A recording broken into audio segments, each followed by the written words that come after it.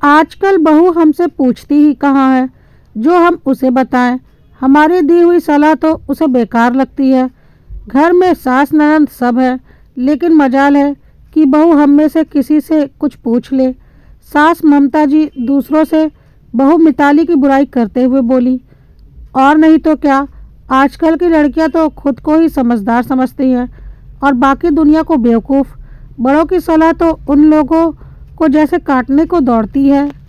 एक तो खुद पूछेंगे नहीं, ऊपर से फिर बाद में कोई समझाएगा तो काटने को दौड़ेंगी। इसलिए तो हमने बोलना ही बंद कर दिया। बड़ी ननंद राखी भी कहाँ कम थी। उन्होंने भी कहा, सच में मेरी मम्मी का ही जी जानता है कि वह कैसे निभा रही हैं भाभी के साथ, वरना ऐसी बहू के साथ निभाना हर किसी के बस की बात नहीं। मुझे तो मेरे मम्मी पापा की चिंता ही लगी रहती है। छोटी ननंद चंचल भी बोली, रहने दे बेटा, तू क्यों दिल पर ले रही है। तुझे तेरा ससुराल भी संभालना है, तू तो बस उसे अच्छे से संभाल। अब जो हमारी किस्मत में लिखा है वो तो होकर ही रहेगा। अब ऐसी बहू पल्ले ही पड़ी है तो उसी के साथ निभाना पड़ेगा।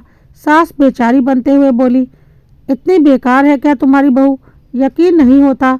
हम सब से तो कैसे हंस हंस कर बोलती है, देखकर लगता है कि उसके जैसी तो कोई बहू होगी ही नहीं।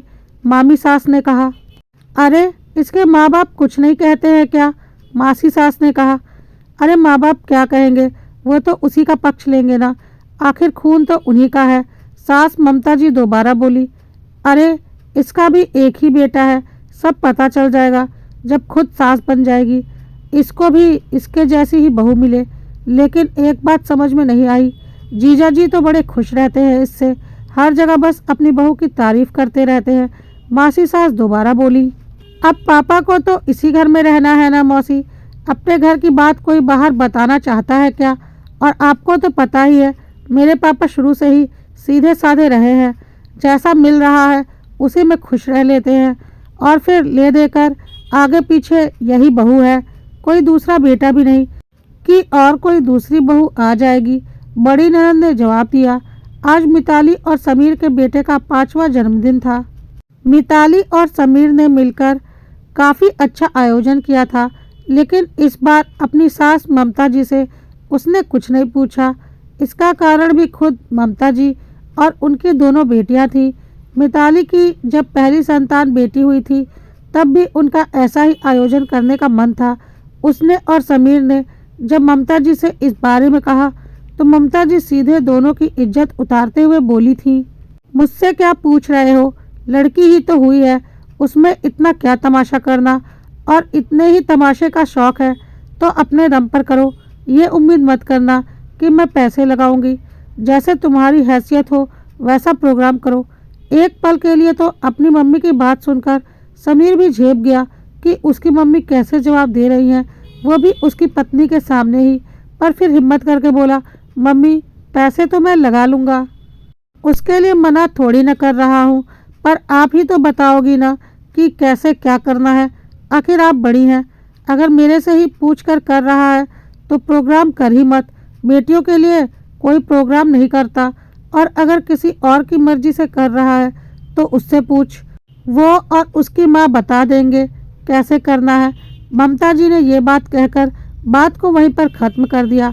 आखिरकार ससुर जी ने कहा, बेटा जो करना है कर लो, आखिर बेटा हो या बेटी, परिवार तो बड़ा है ना हमारा, जिसे बुलाना है उसे बुला लो। मुझसे जो बन पड़ेगा मैं तुम्हारी मदद कर दूंगा। आखिर पापा का आश्वासन पाकर समीर ने ज़्यादा नहीं 70-80 लोगों का प्रोग्राम ऑर्गेनाइज किया था। आखिर पहली बार उन लोगों ने अपने दम पर कोई प्रोग्राम ऑर्गेनाइज किया था। बार बार वो लोग मम्मी से पैसों की नहीं बल्कि काम की मदद की उम्मीद करते, लेकिन मम्मी ने कोई मदद नहीं की और हर बार एक ही जवाब देती, मेरी तरफ क्या देख रहे हो, जब सब कुछ खुद ही करना है तो खुद ही संभालो। यहाँ तक कि दोनों बहनों ने भी समीर को परेशान करने में कोई कसर नहीं छोड़ी थी। नेग लेने के लिए तो दोनों आगे आ गई, यहाँ तक कि उल्टा मांग मांग कर ले गई, लेकिन मदद कुछ नहीं करी। यहाँ तक कि जाने से पहले मिताली और समीर से लड़ भी पड़ी। जब मम्मी ने मना किया था तुम दोनों को प्रोग्राम करने से, तो फिर क्यों ज़बरदस्ती तुम लोगों ने प्रोग्राम किया। यही इज्जत है तुम लोगों की नज़र में मम्मी की। और ये क्या दिया है तुम लोगों ने हमें? प्रोग्राम करने के लिए पैसे थे, लेकिन बहनों को नेक देकर खुश करने के लिए पैसे नहीं थे। अरे और क्या देगा? इतना कुछ तो दे दिया दोनों बहनों ने। 5-5 साड़ियाँ दे दी, तुम्हारे पति और बच्चों के कपड़े दे दिए, और दोनों को चांदी की पायल भी बनवा दी। अब इससे ज़्यादा क्या देगा? प्रोग्राम कोई इतने बड़े लेवल पर तो किया नहीं था, छोटा सा ही प्रोग्राम था। पापा ने बीच में ही कहा। हाँ, हमारी तो नाक कटा दी ना ससुराल में। ये इतना सा सामान लेकर जाकर दिखाएंगे हम उन्हें। ऊपर से न्योता भी सिर्फ हम लोगों को दिया, हमारी ननंद जेठ जेठानी के परिवार के लोगों को बुलाया तक नहीं। बेटा, अगर तारीफ नहीं कर सकती हो ना, तो बीच में मीन मेक भी मत निकालो। तुम्हारे भाई भाभी ने पहली बार अपने दम पर कोई प्रोग्राम किया है, वो भी एक छोटे लेवल पर, और मेरी नज़र में जो किया है बहुत ही अच्छा किया है। आखिर पापा ने कहकर वहीं पर बात खत्म कर दिया। लेकिन उसके बाद बेटी के पहले जन्मदिन पर और बेटे के जन्मदिन पर भी यही हंगामा हुआ। आखिर हर बार जब एक ही जवाब सुनने को मिले तो इंसान कितना पूछेगा। इसी कारण इस बार जब बेटे का 5वां जन्मदिन मनाया गया तो समीर और मिताली ने अपनी मम्मी और बहनों से बिल्कुल भी नहीं पूछा। बस पापा के सामने ही सारी रूपरेखा तैयार हुई। अब अपने बेटे को तो कौन सी माँ बुरा बताएगी, इसलिए सारा ठीकरा बहू के सिर पर फोड़ दिया। और इसीलिए आज सभी रिश्तेदारों के बीच बैठकर उसकी बुराई कर रही थी। अभी सब लोग बैठकर बुराई कर ही रहे थे कि इतने में ससुर जी उनके पास आकर बैठ गए और मौसी सास से पूछा, तो बताओ साली साहिबा, कैसा लगा आपको प्रोग्राम? समीर और मिताली ने अच्छे से किया है ना प्रोग्राम? कहीं कोई कमी लगी हो तो बताओ, आगे से उस चीज़ का ध्यान रखेंगे। क्या जीजा जी, आप अभी भी अपने बेटे बहू की तारीफ कर रहे हो, जबकि आपकी बहू इतनी बुरी है? हमें तो पता ही नहीं था। उनके मुंह से यह बातें सुनकर ससुर जी हैरान हो गए, पर वहां पर अपनी पत्नी और बेटियों को बैठा देखकर समझ गए कि ये लोग यहाँ बैठकर बहू की बुराइयां कर रहे हैं। इसलिए वो बोले, देखो साली साहिबा, ऐसा है कि मेरे बेटे बहू में कोई कमी नहीं है। दोनों बहुत अच्छे से अपना परिवार संभालते हैं और हमारी सेवा भी करते हैं। लेकिन कुछ लोगों को अगर सब कुछ मिलता है तो वो रास नहीं आता। अब अपनी बहन को ही देख लो, बच्चे आगे से आगे उससे पूछते हैं कि मम्मी क्या करना है, तो ये मुंह तोड़कर उनको जवाब देती है कि अपनी हैसियत के अनुसार करो, मुझसे क्या पूछते हो। अब तुम बात बात पर बच्चों को इस तरह से बोलोगे तो बच्चे भी कब तक आपको पूछेंगे। इसलिए इस बार उन लोगों ने नहीं पूछा, और मेरी नज़र में ये बिल्कुल गलत नहीं है। अपनी इज्जत करवाना अपने हाथ में है। जब आप ही अपनी इज्जत घटा रहे हो तो दूसरे से आप क्या उम्मीद करोगे? कब तक वो झुकता रहेगा आपके सामने? आखिर एक दिन तो पलट कर जवाब दे ही देगा। अब आप लोग ही बताओ, इसमें गलती किसकी है? जी, ये तो गलत बात है।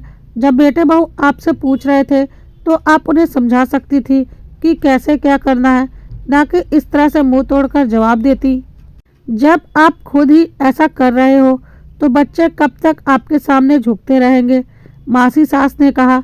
हाँ, बस मैं ही गलत हूँ, बाकी सब तो सही है। सास मुंह फुलाकर बोली, देख लिया तुमने, इसका स्वभाव ही इसका दुश्मन है। बेटे बहू में तो कहीं कोई कमी नहीं है। आखिर ससुर जी ने कहा और अपने काम पर लग गए, और सास और ननंद इसी तरह से मुंह फुलाए बैठी रहीं, जिन्हें समझ में आ गया कि गलती सास ननंद की है, और वो लोग वहाँ से उठकर चली गईं। और जिन्हें सिर्फ मनोरंजन करना था वो उनके पास बैठकर बुराई पुराण का आनंद लेने लगी। पर ससुर जी और बेटे बहू ने कुछ नहीं कहा, जानते थे कि कुछ लोग कभी नहीं बदलना चाहते।